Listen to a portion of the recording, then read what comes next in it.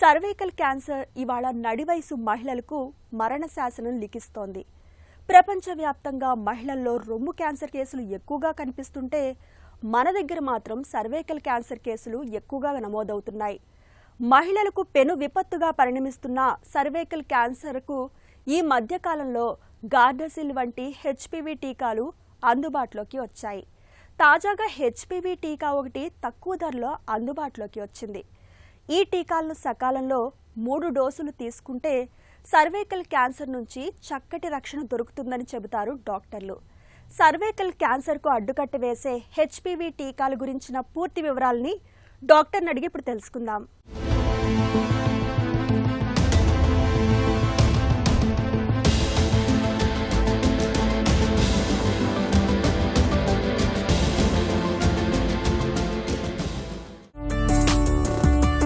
HPV అంటే ఏంటి? ఇది సర్వికల్ క్యాన్సర్కు ఎలా కారణమవుతుంది? హెచ్పివి అన్నది మనకి హ్యూమన్ ప్యాపిలోమా వైరస్ అన్నమాట. ఇది మనకి ఆంకోజెనిక్ వైరస్. మనకి E6, E7 ప్రోటీన్స్ అన్నవి మాది సప్రెస్ చేస్తాయి. ట్యూమర్ సప్రెసర్ జీన్స్ని కూడా ఆల్టర్ చేస్తాయి. సో తద్వారా అది హ్యూమన్ డిఎన్ఏలోకి వెళ్ళేసి దాన్ని క్యాన్సర్గా ఫామ్ చేస్తూ ఉంటుంది అనమాట. So this virus is mostly మనకి cervical cancer causing virus. Cervical cancer అంటే గర్భసంచి ముఖద్వారం. అదొకటే కాదు, మనకి జెనిటల్ వార్డ్స్ అంటాం. అంటే యోని చుట్టుపక్కల ప్రాంతంలో ఇట్లా ద్రాక్ష గుత్తుల్లాగా వార్డ్స్ లాగా వస్తాయి, పులిపిర్లు లాగా వస్తాయి, పెద్ద పెద్దగా ఉంటాయి. అండ్ ఆల్సో మనకి థ్రోట్ క్యాన్సర్లో కూడా, అంటే ఎవరైతే సెక్షువల్గా ప్రామిస్గస్ ఉంటారో, అంటే మల్టిపుల్ సెక్షువల్ పార్ట్నర్స్ ఉండటము అండ్ ఎక్కువగా సెక్షువల్ వర్కర్స్లో మనం చూస్తూ ఉంటాం. ఎవరైతే అసహజ శృంగారం చేస్తూ ఉంటారో నోటి ద్వారా, అలాంటి వాళ్ళల్లో, ఆడవాళ్ళల్లో లేకపోతే మగవాళ్ళల్లో ఎక్కువగా మనకి క్యాన్సర్ రావటం అన్నది జరుగుతూ ఉంటుంది. అంతేకాకుండా మగవాళ్ళల్లో కూడా అసహజ శృంగారం ఉంటుంది మగవాళ్ళ మధ్యలో. సో వాళ్ళకు కూడా మనకి రెక్టల్ క్యాన్సర్స్లో కూడా మనకి చాలా వరకు ఇది హెచ్పివి వైరస్ అన్నది, హెచ్ఐవి అన్నది కూడా మనం చాలా వరకు చూస్తూ ఉంటాం. చాలా వరకు హెచ్ఐవి హెచ్పివి కూడా మనకి కోఎగ్జిస్టింగ్గా ఉంటాయి. అయ్యే కాకుండా హెపటైటిస్ కానీ లేకపోతే VDRL డిసీజ్ కానీ, ఇవన్నీ సెక్షువల్లీ ట్రాన్స్మిటెడ్ డిసీజెస్. దాంతోపాటు మనకి హెచ్పివి వైరస్ అన్నది కూడా మనం we will get to see along. HPV vaccine ఎవరికి వేయించాలి? ఏ వయసులో వేయించడం మంచిది? ఇప్పుడు మనకి అకార్డింగ్ టు ప్రోటోకాల్ అయితే మనకి అమ్మాయి అయినా అబ్బాయి అయినా 9 to 14 years వరకు మనము నోనావాలెంట్ వ్యాక్సిన్ లేకపోతే క్వాడ్రివాలెంట్ వ్యాక్సిన్ లేకపోతే బైవాలెంట్ వ్యాక్సిన్, మీ ఆర్థిక స్తోమతని బట్టి మీకు అవైలబుల్గా ఉన్న వ్యాక్సిన్స్ని బట్టి లేట్ చేయకుండా బిఫోర్ ద సెక్షువల్ ఎక్స్పోజర్ వాళ్ళకి, మగ పిల్లలకి ఆడపిల్లలకి ఇద్దరికి 2 డోసులు, ఒకటి 0 డోస్ అయితే ఇంకొకటి 6 months డోసు వాళ్ళకి ఇప్పించటం అనేది protocol. Above 14 or 15 years until 45 years వరకు ఎలా అంటే 3 doses తీసుకోవడం. 0 డోసు, తర్వాత 2nd month డోసు, తర్వాత 6th month డోసు. ఈ 3 doses తీసుకోవాల్సిన అవసరం ఉంటుందన్నమాట. హెచ్పివి టీకాను పెళ్లి కాకముందు వేయించాలా? పెళ్లి తర్వాత కూడా వేయించుకోవచ్చా? హెచ్పివి టీకాలు ఏంటంటే పెళ్లి ముందు వేస్తే మరీ మంచిది. ఎందుకంటే మనకు వచ్చే పార్ట్నరు ఎంత ఫెయిత్ఫుల్ అన్నది మనం చెప్పలేము సెక్షువల్లీ. సో పెళ్లికి ముందు వేయించడం అన్నది ఇప్పుడు ప్రోటోకాల్గా చేశారు అమ్మాయిలకి అబ్బాయిలకి. సో దట్ ఆ ఎక్స్చేంజ్ ఇన్ఫెక్షన్ అన్నది ఆఫ్టర్ మ్యారేజ్ చాలా వరకు తగ్గిపోతూ ఉంటుంది. వాళ్ళకి ఈ టీకాల వల్ల వ్యాధి సోకకుండా ఉంటుంది. సో మనకి పెళ్లికి ముందు వేస్తే చాలా బెటరు. పెళ్ళి తర్వాత కూడా ఆఫ్టర్ సెక్షువల్ ఎక్స్పోజర్ కూడా వేయించుకోవచ్చు. కాకపోతే 15 years అబౌవ్ టు 45 years కాబట్టి వాళ్ళకి 3 doses వేయిస్తే సరిపోతుంది. పెళ్ళికి ముందు కానీ పెళ్ళి తర్వాత కానీ ఎప్పుడు వీలుంటే అప్పుడు, కుదిరితే నోనావాలెంట్ స్ట్రెయిన్ అంటే 9 strains ఎఫెక్టివ్ ఉండే వ్యాక్సిన్ వేయించుకుంటే ఇంకా మంచిది. హెచ్పివి వ్యాక్సిన్ తీసుకుంటే సర్వికల్ క్యాన్సర్ నుంచి పూర్తి రక్షణ దొరుకుతుందా? హెచ్పివి వ్యాక్సిన్ అంటే మనకి టోటలీ 150 strains ఉన్నాయి. మనకి క్యాన్సర్ కాజింగ్ స్ట్రెయిన్స్ వచ్చి 16, 18, 31, 33 సో ఫార్.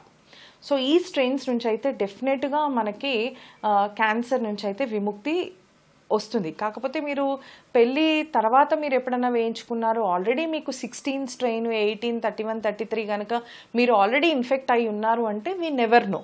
అందుకనే 9 to 14 yearsలోనే బిఫోర్ ద సెక్షువల్ ఎక్స్పోజర్ వేయించమని గవర్నమెంట్ స్ట్రిక్ట్గా ఇందుకే చెప్తుందన్నమాట. సో అందుకనే this is more effective if you are taking it before the sexual exposure అనమాట. ఒకసారి సెక్షువల్గా మీరు 16, 18, 31, 33 స్ట్రెయిన్కి కనుక ఎక్స్పోజ్ అయితే అప్పుడు తర్వాత వ్యాక్సిన్ ఇచ్చినా కూడా మనకు లాభం లేదు, ఇచ్చినా కూడా మనకు వచ్చే ఛాన్సెస్ ఉన్నాయన్నమాట. కాకపోతే వేరే స్ట్రెయిన్స్కి మనకు అది ప్రొటెక్టివ్గా ఉంటుంది అంతే. హెచ్పివి వ్యాక్సిన్ ఎన్ని డోసులు ఉంటాయి, ఎంత వ్యవధిలో వేయించాలి? 9 to 14 అయితే 2 doses వేయించాలి, 0 డోసు తర్వాత 6 month డోసు. అదే మనకి 15 to 45 అయితే 0 dose, 2nd month dose, 6th month dose, 3 doses వేయించాలి. అబ్బాయిలు కూడా హెచ్పివి వ్యాక్సిన్ వేయించుకోవాలా, ఎందుకు?